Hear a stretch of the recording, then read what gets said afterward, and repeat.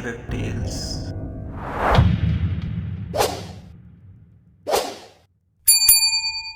बरसात की काली रात थी, जिसमें बिजली की आवाज से जंगल और भी भयानक लग रहा था। कहा जाता है कि जो भी बरसात की रात में उस जंगल में कदम रखता है वह कभी लौटकर नहीं आता। आज कुछ गांव वाले अपनी बैलगाड़ी लेकर बिना सच्चाई जाने उसी जंगल के रास्ते से मेले की तरफ निकले हैं, लेकिन अंधेरे और बरसात के बीच उनके साथ क्या होने वाला है यह राज सिर्फ जंगल की खामोशी जानती है। अरे ये क्या हुआ? मैंने पहले ही मना किया था कि इस रास्ते से मत जाओ, बारिश आने वाली है। ऊपर से ये सुनसान जंगल, अब क्या करेंगे? अरे महेश, तू क्यों घबरा रहा है? ये बादल सिर्फ गरज रहे हैं, बरसेंगे नहीं। इससे पहले ही हम मेले में पहुंच जाएंगे। अरे चाचा, गाड़ी क्यों रोक दी? क्या हुआ? चलती चलो ना। आराम से बेटा, इतना शोर क्यों मचा रहे हो? तुम दोनों गाड़ी से उतर जाओ और जिस को हल्का होना है यहीं हो जाओ, फिर मैं रास्ते में गाड़ी नहीं रोकूंगा। यार महेश, मुझे तो बहुत जोर से आया है, मैं हल्का होकर आ जाता हूँ। देखो, आगे घना जंगल है और रात होने वाली है। उस जंगल का रास्ता ठीक नहीं, इसलिए हम वहाँ से तेजी से निकलेंगे, रास्ते में कहीं रुकेंगे नहीं। ठीक है विहान, चलो साथ चलते हैं, मैं भी थोड़ा हल्का हो जाऊंगा। महेश और विहान हल्का होने के लिए बैलगाड़ी से उतरकर चलने लगे। महेश, हम वो सामने झाड़ी के पीछे चले जाते हैं, वो जगह ठीक है हल्का होने के लिए। हाँ ठीक है विहान, लेकिन जरा ध्यान से, घना जंगल है। महेश तालाब के पास चला गया और विहान झाड़ियों के पीछे चला गया। उधर चाचा के चेहरे पर एक अजीब डर दिखाई दे रहा था। हाय यार, ये नहीं होना चाहिए था। अगर आज बारिश आ गई तो पता नहीं क्या होगा। वो बरसात की रात आज तक मैं भूला नहीं हूँ। वह रात इसी मेले से जुड़ी है। कितने साल गुजर गए, लाडवेल गांव के मेले में जाते वक्त कभी रास्ते में बारिश नहीं हुई थी, पर आज ऐसा लग रहा है जैसे वह बरसात की रात फिर लौट रही है। नहीं नहीं, हमें जल्दी जल्दी उस जंगल से गुजरना होगा। अरे आ जाओ दोनों, हमें जल्दी निकलना होगा, बारिश शुरू होने वाली है, जल्दी आओ। तुम दोनों ठीक से हल्के हो गए हो? हाँ चाचा, हल्के हो गए हैं। चाचा, आप इतने डरे हुए क्यों हैं? क्या बात है? अरे कुछ नहीं है विहान, मैं ठीक हूँ, नहीं डरा हुआ। चाचा, विहान ठीक कह रहा है, आपके चेहरे का रंग क्यों उड़ा हुआ है? आप हमसे कुछ छुपा रहे हो क्या? अरे महेश बेटा, ऐसी कोई बात नहीं है। तुम दोनों बैठ जाओ और मेरी बात ध्यान से सुनो। जरा ठीक से संभल कर बैठना, आगे जंगल आने वाला है। उस जंगल का रास्ता कुछ ठीक नहीं है, मैं तेजी से वहाँ से गाड़ी निकालूंगा, इसीलिए तुम दोनों संभल कर बैठना। चाचा की बात सुनकर महेश और विहान के अंदर एक डर पैदा हो गया और दोनों एक डर के साथ गाड़ी में बैठ गए। रात काफी हो गई थी, चांद पूरा था और उसकी हल्की रोशनी जंगल के सुनसान रास्ते पर फैल रही थी। चारों तरफ गहरा सन्नाटा था और दूर कहीं कुत्तों के भौंकने की आवाजें और कभी उल्लू की आवाजें आ रही थी। बैलगाड़ी के पहिए मिट्टी के खराब रास्ते पर चलते जा रहे थे। तभी बिजली कड़की और वहीं हुआ जिसका डर चाचा को था। अरे यार, ये बरसात, ये नहीं होना चाहिए था। अब क्या होगा? हमें वापस अपने गांव लौटना होगा। अब क्या हुआ चाचा? गाड़ी क्यों रोक दी आपने? वापस क्यों जाना है? ये बरसात, अरे बारिश शुरू हो गई। ये वही भयानक बरसात की रात है। ये जंगल, इस जंगल में बरसात होना ठीक नहीं है। हम मेले में नहीं पहुंच पाएंगे, अपने गांव वापस चलते हैं। चाचा, बात क्या है? साफ साफ बताइए। विहान, मैंने बताया था ना कि ये जंगल का रास्ता ठीक नहीं है। लेकिन चाचा, हर साल तो हम इसी रास्ते से जाते हैं, फिर इस बार ऐसी क्या बात है जो आप डर रहे हैं? हाँ महेश, पर इस बार बात कुछ अलग है। ये बरसात, इस जंगल की रात में बरसात के वक्त जाना खतरनाक होता है। ऐसी बरसात की रात में कहीं चलावे घूमते हैं। बारिश की रात में इस जंगल में जो आता है वो कभी भी वापस नहीं गया। ऐसी ही एक बरसात की रात कई साल पहले आई थी, जब हमारे गांव के कुछ लोग इसी जंगल के रास्ते मेले में जा रहे थे, लेकिन आज तक कोई भी लौटकर वापस नहीं आया। अब क्या होगा चाचा? तेज बारिश शुरू हो गई है और पास में कोई गांव भी नहीं है। चाचा, आगे कब्रिस्तान है, मुझे तो डर लग रहा है। अब क्या होगा? क्या हम जिंदा नहीं बचेंगे? तुम दोनों घबराओ मत, मैं कुछ सोचता हूँ। हमें अभी वापस जाना होगा। अभी हम जंगल के उस इलाके से दूर हैं जहाँ चलावा होता है। शायद हम बच सकते हैं। चलो वापस चलते हैं, मैं गाड़ी घुमाता हूँ। चाचा की बात सुनकर महेश और विहान बहुत घबरा गए और सबके रंग उड़ने लगे। चाचा ने बैलगाड़ी वापस मोड़ ली, लेकिन ये क्या हुआ? जैसे ही थोड़ी दूर गए, बैल एकदम रुक गए और गाड़ी के पहिए जाम हो गए। चाचा, अब क्या हुआ? गाड़ी क्यों रुक गई है? बेटा, तुम दोनों जरा सामने तो देखो। महेश और विहान सामने का नजारा देखकर चौंक गए। सामने कुछ बड़े बड़े पेड़ टूटे पड़े थे, जिन्होंने रास्ते को पूरी तरह बंद कर दिया था। सब गाड़ी से नीचे उतर गए। चाचा, अब क्या करें? ये पेड़ तो बहुत बड़े हैं, हम तीनों मिलकर भी इन्हें रास्ते से नहीं हटा सकते। यार महेश, पता नहीं क्यों मुझे ऐसा लग रहा है कि कोई साया है जो हमें वापस नहीं जाने दे रहा। वो कोशिश कर रहा है हमें इस जंगल में रोकने की। चाचा, अब हमारा क्या होगा? मुझे तो बहुत डर लग रहा है। हमें इस बरसात के मौसम में मेला देखने के लिए आना भी नहीं चाहिए था। तभी जोर से बिजली कड़की और बारिश तेज हो गई। जंगल में दूर से कुत्तों के रोने की आवाज आ रही थी, झाड़ियों से किटकिट की आवाजें आ रही थीं और वहां का माहौल खौफनाक हो गया था। तुम दोनों घबराओ मत, हम यहाँ से सही सलामत जरूर घर पहुँच जाएंगे। मुझे एक दूसरा रास्ता पता है, हम वहाँ से अपने गांव जा सकते हैं। महेश, देखो, अगर हम इस रास्ते से जाएं तो गांव की तरफ जा सकते हैं। पर चाचा, ये तो कब्रिस्तान का रास्ता है। ऐसी बरसाती भयानक रात में कब्रिस्तान के रास्ते से गुजरना ठीक होगा क्या? पर और कोई रास्ता भी तो नहीं है। ये पेड़ देख रहे हो, इन्होंने सारा रास्ता बंद कर दिया है। हमें उसी रास्ते से घर जाना होगा। अगर मेले के लिए गए तो शायद लौटकर वापस नहीं आ पाएंगे। ठीक है चाचा, इसी रास्ते से चलते हैं। एक तरफ गड्ढा है, दूसरी तरफ खाई है। क्या पता गड्ढे में गिरकर बच जाए, क्योंकि अगर खाई में गिरे तो बचना मुश्किल है। विहान, तुम ठीक कह रहे हो। अब तुम दोनों गाड़ी में बैठ जाओ, हम कब्रिस्तान के रास्ते से निकलेंगे। कोई भी घबराना मत। और हाँ, जब हम कब्रिस्तान के पास से गुजरें तो कोई भी नहीं बोलेगा। तुम दोनों चुपचाप बैठे रहना। चलो, गाड़ी में बैठो, चलते हैं। सब लोग गाड़ी में बैठे और चाचा ने तेजी से बैलगाड़ी को कब्रिस्तान के रास्ते पर भगाना शुरू किया। आधी रात होने लगी थी। बैलगाड़ी धीरे धीरे कब्रिस्तान के पास पहुंच गई। बारिश अभी भी बरस रही थी। आसमान में बादल गरज रहे थे और बिजली की चमक से पूरा जंगल भयानक लग रहा था। बिजली की चमक में इधर उधर पुराने पेड़ ऐसे लग रहे थे जैसे कोई अपने हाथ ऊपर उठाए खड़ा हो। पेड़ों की सूखी डालियां नीचे लटक रही थीं। कब्रिस्तान की टूट फूटी दीवारों पर मिट्टी जमी हुई।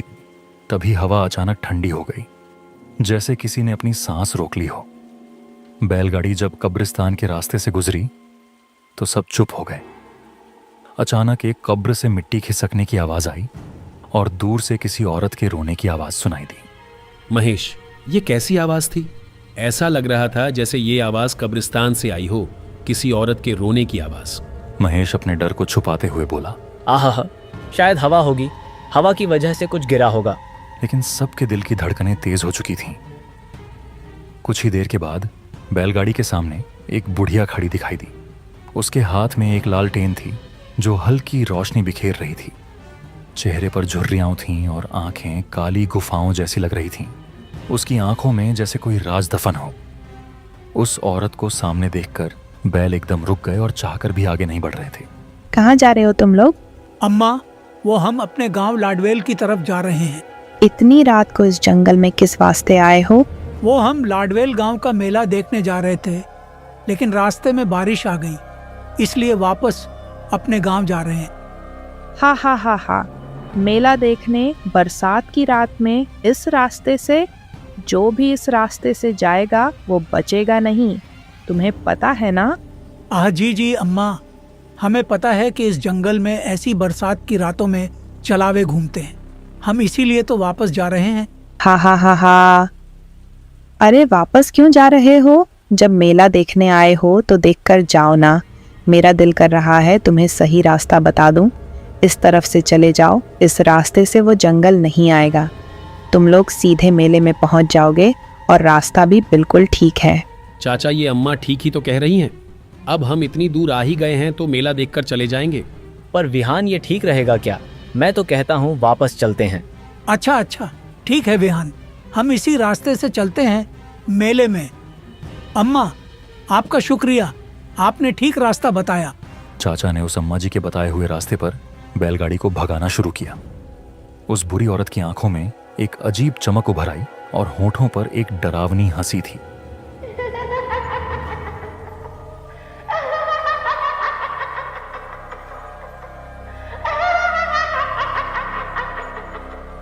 बैलगाड़ी धीरे धीरे आगे बढ़ रही थी। रास्ता बेहद सुनसान था। दोनों तरफ घना जंगल और सुनसान रास्ता, ऊपर से तेज बारिश। माहौल बहुत डरावना था। रास्ते में उन्हें कई दफा लगा जैसे कोई पीछे पीछे चल रहा हो। कभी झाड़ियों की सरसराहट, कभी टहनियों के टूटने की आवाज। आखिरकार दूर से हल्की रोशनी और ढोल की आवाजें सुनाई दी।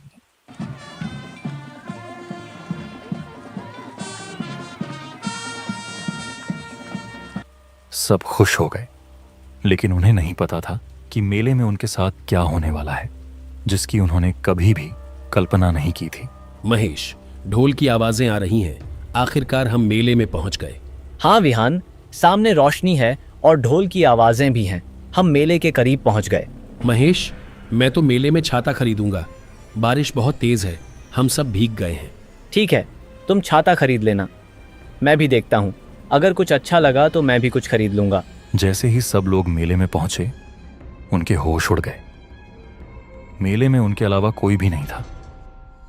दुकानें सजी हुई थीं, लेकिन दुकानों पर कोई भी दुकानदार नहीं था। हर तरफ चमकती लालटेनें थीं और उनकी रोशनी कुछ अजीब सी लग रही थी। ये कैसा मेला है? यहां तो कोई भी नहीं है और ढोल की आवाजें भी यहीं से आ रही थीं, लेकिन यहां तो कुछ भी नहीं है। न कोई इंसान, न कोई भीड़ और न ही कोई शोर। कहीं हम गलत जगह तो नहीं आ गए हैं? चाचा, ये सब क्या है? और देखो, यहाँ दुकानों पर अजीब अजीब चीजें रखी हैं। इंसानी खोपड़ियाँ और पुराने जमाने की मोमबत्तियाँ। ये सब देखकर ऐसा लग रहा है जैसे हम किसी दूसरी दुनिया में आ गए हों। महेश, मुझे तो यहां डर लग रहा है। वैसे तो यहां कोई नहीं है चाचा, लेकिन मुझे यहां किसी के होने का एहसास हो रहा है। ऐसा लग रहा है जैसे यहां कोई है और हमें देख भी रहा है और सुन भी रहा है, लेकिन फिर भी यहां कोई दिखाई क्यों नहीं दे रहा है? हाँ, यहाँ दुकानदार भी हैं और लोगों की भीड़ भी है। बस हम उन्हें देख नहीं पा रहे हैं, क्योंकि ये भूतों का मेला है। हम उन्हें नहीं देख सकते, लेकिन वो हमें देख रहे हैं। हम एक छलावे में फंस चुके हैं। चलो चुपचाप यहाँ से निकलो, गाड़ी की तरफ। सब लोग जैसे ही गाड़ी की तरफ दौड़े, कोई काला साया उनके सामने की तरफ से भागा। सब डर गए। वो क्या था? अभी कोई यहाँ से गया? मुझे लगता है अब हम तीनों में से कोई भी यहाँ से बचकर नहीं जा सकता। उनका खेल शुरू हो गया है। उन सभी को अपने पीछे से किसी की आवाजें आने लगीं और जैसे ही वे पीछे मुड़े, सामने का नजारा देखकर उनके होश उड़ गए। पूरा मेला लोगों से भरा था। दुकानों पर भी दुकानदार थे, लेकिन वे दुकानदार इंसान नहीं थे। वे सब अजीब सी मखलूकात थीं। कोई दुकानदार इंसान की खोपड़ियां बेच रहा था और कोई दुकानदार इंसान का खून बेच रहा था। वे सब भटकती आत्माएं थीं। अचानक से सब गायब हो गए। वह नजारा देखकर सब चौंक गए और तीनों डर गए और गाड़ी की तरफ तेजी से भागे। अरे यार चाचा, ये कैसा छलावा है? अब हम क्या करें? इससे कैसे बचें? विहान, हमने अभी जो अपनी आंखों से देखा वो सब सच है। वो सब यही हैं, लेकिन हम उन्हें देख नहीं पा रहे हैं। वो हमें यहां से जाने नहीं देंगे। तो अब क्या करें चाचा? पता नहीं, मुझे कुछ समझ में नहीं आ रहा है। वो बुरी औरत जो हमें कब्रिस्तान के पास मिली थी, वो भी एक छलावा थी। उसी ने हमें यहां भेजा। अगर हम इस छलावे से बाहर निकल गए तो ठीक, नहीं तो आज हम में से कोई भी यहां से जिंदा वापस नहीं जाएगा। फिर भी हमें कोशिश करनी चाहिए। चलो जल्दी से तुम दोनों गाड़ी में बैठो, यहां से निकलने की कोशिश करते हैं। वे सब गाड़ी में बैठकर वहां से निकल पड़े, लेकिन जंगल से कुछ दूर घूमने के बाद फिर से उसी मेले के पास पहुंच गए। चाचा, ये क्या हुआ? हम इतना घूम फिर कर फिर उसी मेले के पास पहुंच गए। अब क्या करें? इस छलावे से बचने का कोई रास्ता नहीं है क्या? हाँ, एक रास्ता है। अगर ये बारिश बंद हो जाए तो हम इस छलावे से बाहर निकल सकते हैं।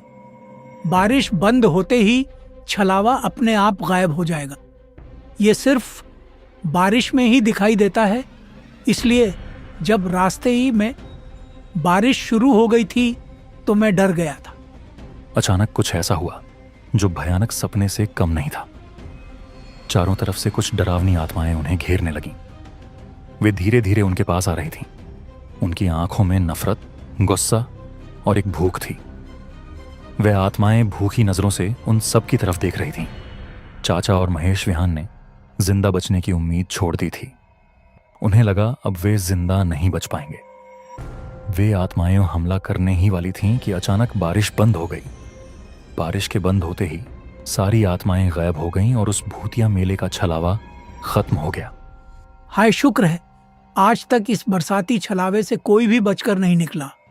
पता नहीं हम कैसे इस छलावे से बचकर निकल आए। इससे पहले कि बारिश फिर से शुरू हो जाए, हमें इस जंगल से निकलना होगा। चाचा, बस आज हम इस जंगल से निकल जाएं। मेरी तौबा है, जिंदगी में कभी भी इस गांव के मेले में दोबारा नहीं आऊंगा।